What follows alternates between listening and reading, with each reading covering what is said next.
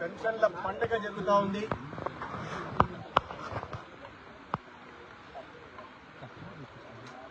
రాష్ట్ర ముఖ్యమంత్రి వర్యులు నారా చంద్రబాబు నాయుడు గారు తన ఎన్నికల సమయంలో ఇచ్చిన మాటను నిలబెట్టుకుంటూ సామాజిక భద్రతా పెన్షన్లని వివిధ కేటగిరీల్లో పెంచుతానని చెప్పారు.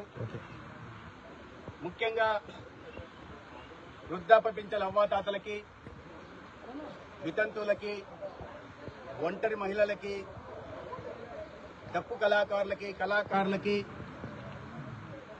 అనేక కేటగిరీ 11 కేటగిరీలకి 3,000 నుంచి 4,000 చేస్తానని మాట ఇచ్చారు.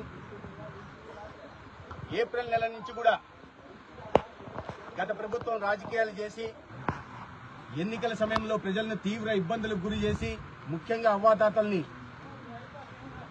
ఇబ్బందులకు గురి చేసి రాజకీయ లబ్ధి పొందాలని ప్రయత్నం చేశారు. ప్రజలు అవి నమ్మలేదు, తిప్పికొట్టారు. అప్పుడు ఇచ్చిన మాట ప్రకారం ఏప్రిల్, మే, జూన్ నెలలకు కూడా 1,000 రూపాయల చొప్పున ఇస్తానని మొత్తంగా 7,000 రూపాయల్ని జూలై 1వ తేదీ ఇంటి దగ్గరికి వెళ్లి ఇస్తామని ముఖ్యమంత్రి గారు ఇచ్చిన మాట ప్రకారం ఇవాళ రాష్ట్ర వ్యాప్తంగా కూడా అధికార వర్గాలు, ప్రజాప్రతినిధులు, అదేవిధంగా కూటమికి సంబంధించిన బీజేపీ, తెలుగుదేశం, జనసేన పార్టీ కార్యకర్తలందరూ కూడా భాగస్వామ్యంతో ప్రజలకి ఏదైతే సామాజిక భద్రత పెన్షన్ అందాల్సిందో వాటిని ఇంటి దగ్గర చేర్చడం జరుగుతూ ఉంది. రాష్ట్ర వ్యాప్తంగా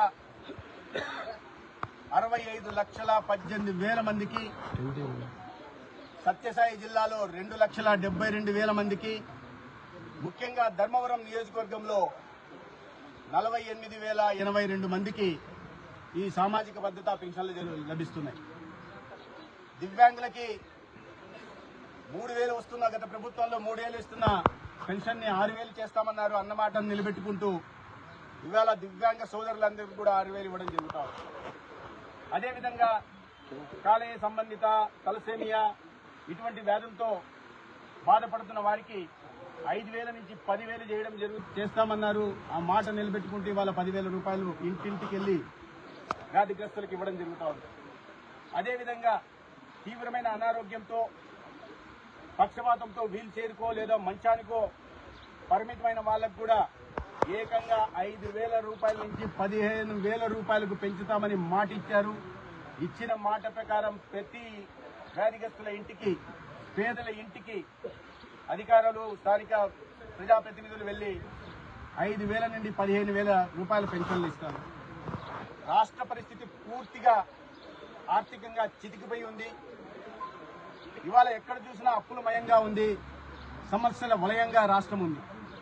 అయినప్పటికీ కూడా ఇటువంటి పరిస్థితుల్లో కూడా ఇచ్చిన మాట ప్రకారం పేదలకు న్యాయం చేయాలనే ఒక సదుద్దేశంతో ఎన్డీఏ ప్రభుత్వాధినేత చంద్రబాబు నాయుడు గారు ఏకంగా 4,408 కోట్ల రూపాయలతో ఇవాళ 1వ తేదీ ఉదయం 5 గంటల నుండే పెన్షన్లు పంచుతూ ఒక పండుగ వాతావరణాన్ని రాష్ట్రానికి తెచ్చారు.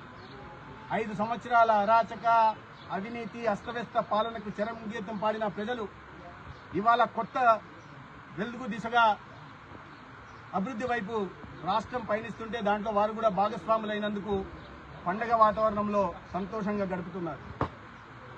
అయితే ఈ ప్రభుత్వం ముందు సవాలు ఉంది. వాళ్ళ మొదటి మాట ప్రకారం మాట నిలబెట్టుకున్నారు. అదేవిధంగా అన్నా క్యాంటీన్లు కూడా ప్రారంభమవుతాయి త్వరలో. 16,000 పైగా డిఎస్సి కూడా ప్రారంభమవుతాయి. నోటిఫికేషన్లు కూడా ఇవ్వడం జరుగుతుంది.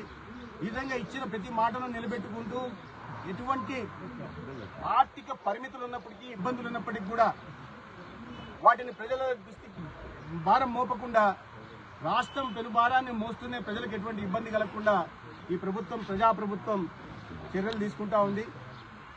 ప్రజలు కొద్దిగా విశ్వాసం ఉంచాల్సిన అవసరం ఉంది. దార్శనికత కలిగిన నాయకులు కేంద్రంలో ప్రధానమంత్రిగా, రాష్ట్రంలో ముఖ్యమంత్రిగా ఉన్నారు. 5 సంవత్సరాల్లో ఈ రాష్ట్రంలో జరిగిన ఆర్థిక విధ్వంసాన్ని సరిచేయాలంటే కొద్ది సమయం పడుతుంది.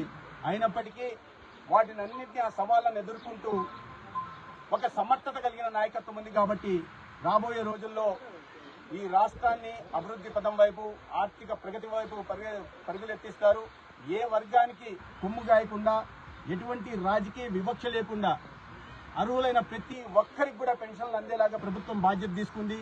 గత ప్రభుత్వంలో లాగా ఈ పార్టీకి సంబంధించిన వాళ్ళు, ఆ పార్టీకి సంబంధించిన వాళ్ళు, మాకు బంధువులు అయితే వాళ్ళని చేర్చండి, అర్హత లేకపోయినప్పటికీ కూడా, లేకపోతే ఆ పార్టీకి సంబంధించిన వాళ్ళు లేదా పలానా వ్యక్తికి సానుభూతి పరులు, అభిమానులు అని చెప్పి తీసే ప్రయత్నం ఈ ప్రభుత్వం చెయ్యదు.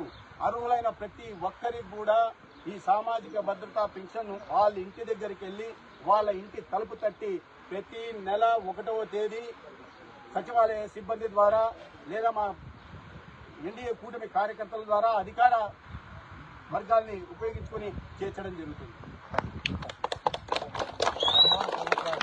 గతంలో నడవడానికి గుంటలు ఉంది. దాన్ని ఇంతవరకు గత ఎమ్మెల్యే ఇచ్చినా కూడా స్పందించలేదు. నేను ధర్మవరం ప్రజలకు మనవి చేయదలుచుకున్నాను. నన్ను మీరు ఆశీర్వదించి శాసనసభ్యునిగా ఎన్నుకున్నారు. మీరు పెట్టిన భిక్ష కారణంగా నేను రాష్ట్రంలో ఇవాళ ఆరోగ్య శాఖ మంత్రిగా అయ్యాను. అయితే రాష్ట్రంలో నెలకొన్న పరిస్థితులు, ముఖ్యంగా ఆరోగ్య శాఖలో నెలకొన్న పరిస్థితుల దృష్ట్యా ఇవాళ దగ్గర 6,000 కోట్ల అప్పు ఆరోగ్య శాఖ నుంచి కూడా ఉంది, చెల్లించాల్సిన బకాయిలు.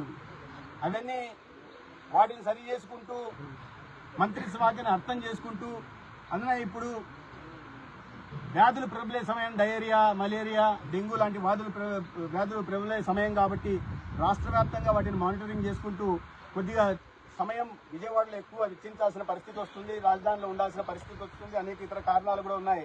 కాబట్టి ధర్మవరం మీద దృష్టి పెట్టడానికి సమయం రాలేదు. అయితే వాటిని మంత్రిత్వ శాఖకు సంబంధించిన విషయాల మీద అవగాహన పెంచుకొని వాటిని గాడిలో పెట్టుకుంటూ ధర్మవరం దిశగా కూడా రావాల్సి ఉంది. ఇవాళ 2 రోజుల పాటు ఉంటున్నాం.